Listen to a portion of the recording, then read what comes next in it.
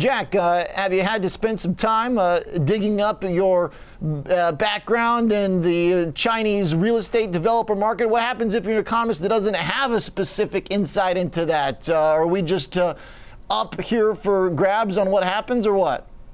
Yeah, I did a little homework on it. Really been digging into it probably for the last week or so, Okay. Oliver. And it looks like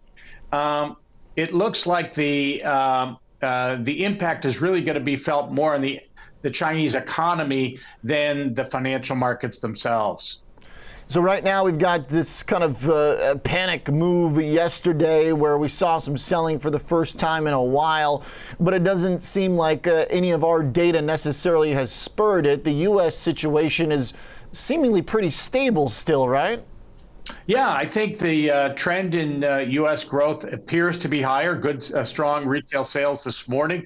A little bounce back in consumer confidence last week, so that signals some more growth ahead. So we do see PMIs rising pretty consistently through the end of this year, and then peaking probably early in the first quarter of next year, and then probably some more of a downtrend in growth in mid 2022.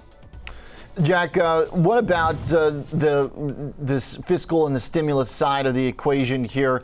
How do we know what labels to put on growth expectations? How do we even know what handles of numbers to put on when there's $5 trillion that may or may not get injected into the economy?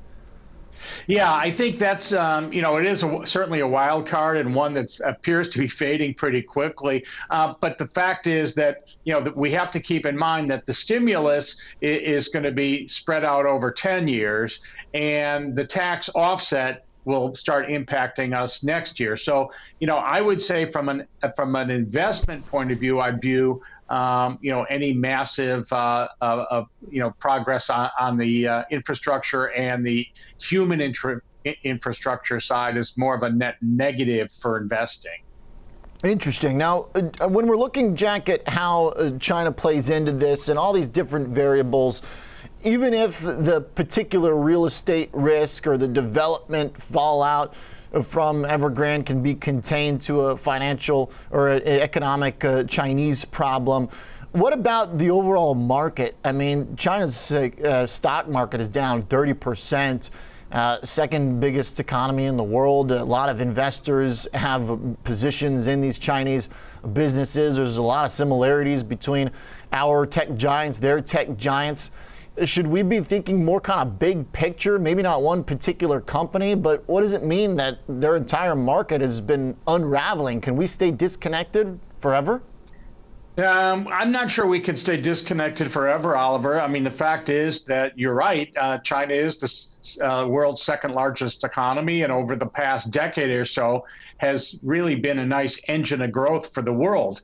That turned around earlier this year as President Xi and Beijing's policies toward, more communist, socialist policies against the income inequality that's associated with capitalism starting to take hold. In fact, if you look at Evergrande as an example, it's almost a poster child of what President Xi does not want. They don't want speculation in real estate. In fact, part of the reason why Evergrande's in the condition that it's in, because Beijing has really tamped down property prices. The other thing is the CEO of Evergrande over the last decade or so has really recapitalized the company with debt to take out equity to make himself a billionaire. Again, something that runs against the grain of the party nowadays. So I do expect there will be a restructuring. I think that it isn't a Lehman necessarily. It's more of a long-term capital management, but the tentacles of Evergrande, it really is mostly extended within the country and some of the banks. Beijing has warned the banks to try to distance itself from the company. And then outside the country, yes, Evergrande is one of the biggest issuers of dollar bonds. Most of those bonds, there are about 120 billion or so of bonds outstanding outside of China in dollar denominated. About 400 million of it is owned by BlackRock in a series of funds that they own. So I think a lot of the blowback will be pretty much, I'll call it democratized into smaller pieces. Interesting. And right now, we got a little bit of softness in some of the high yield parts of the market. Yesterday, we got a little bit of a dent in credit, but overall, the word you used to describe it is sanguine, the credit market still.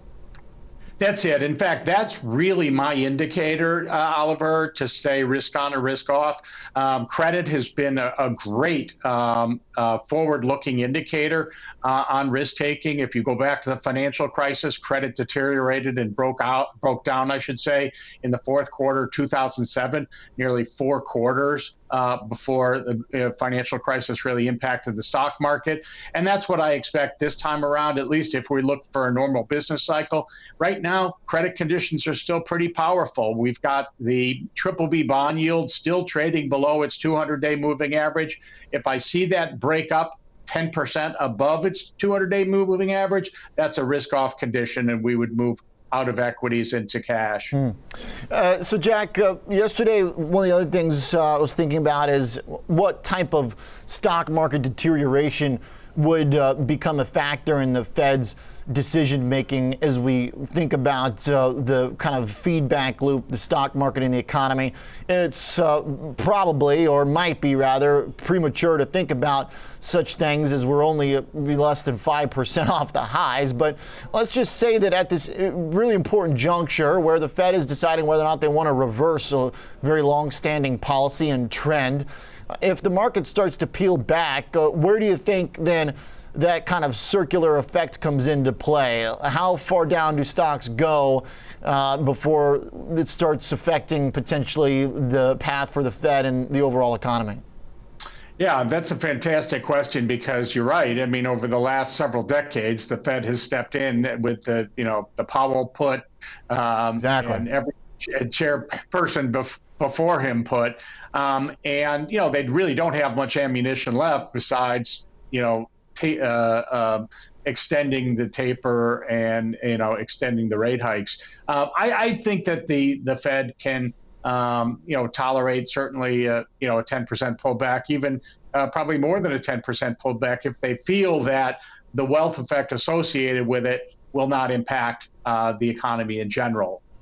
I think all in all, they realize that, they've kept interest rates below fair value for a long time. That's really pushed valuations, probably extended valuations, a little bit more than they should in both financial assets and housing.